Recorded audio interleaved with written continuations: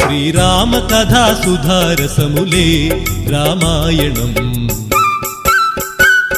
రామాయణ రస కావ్యమే పారాయణం.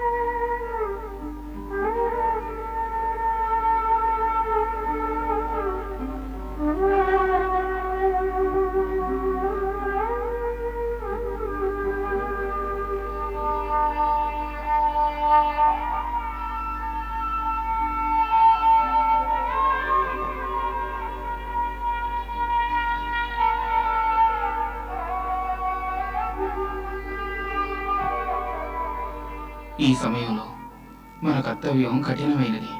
మేము అక్కడ ప్రభువులకు సేవ చేయాలి. ఇక్కడ మీరు మాతా కౌశల్యకు.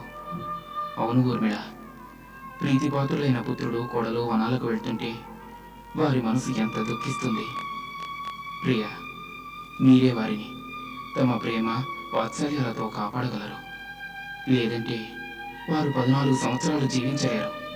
మేము మాతా కౌశల్యను రక్షించే బాధ్యతను మీకు అప్పగిస్తున్నాం. మరొక ప్రార్థన, మేము వనాలకు వెళ్తుంటే దయచేసి మీ కళ్ళల్లో కన్నీళ్లు రానీకండి.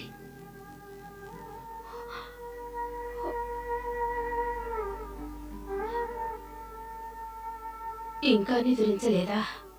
తమరు నిద్రించలేదుగా మాత? ఎవరు నిద్రించారు ఈ మహల్లో? మహారాజు గారు స్పృహలో లేరు.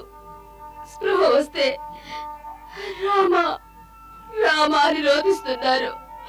మళ్ళీ స్పృహ తప్పుతున్నారు. మనందరి నిధులు రాముణ్ణి అనుసరించే వెళ్ళాయి. మాత, ఒకరే గడవడమే కష్టమైనదే. 14 సంవత్సరాలు ఎలా గడుస్తాయి? పుత్రి, ఎందుకలా ఆలోచిస్తున్నావు?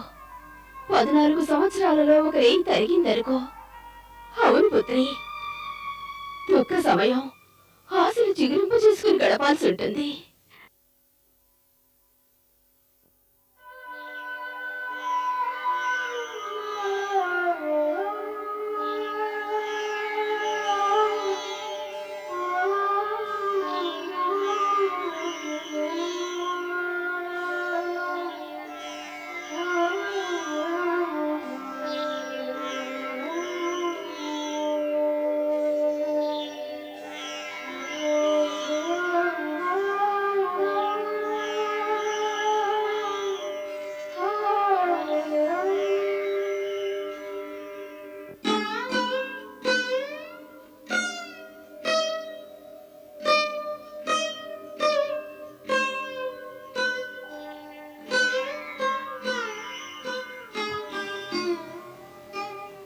మనం ఈ సమయంలోనే వెళ్ళిపోవాలి. ఏ ఒక్కరూ లేవకముందే. వీళ్ళను ఈ విధంగా వదిలా వేరే ఉపాయం లేదు. అమాయకులను మోసం చేసినట్టు అవుతుంది రాజకుమారా. మేము అంగీకరిస్తాం, కానీ దీనికంటే వేరే గత్యంతరం లేదు.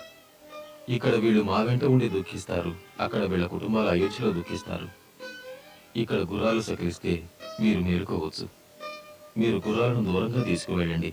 మేము లక్ష్మణుడు రథాన్ని లాక్కుని వస్తాం. ఆజ్ఞ.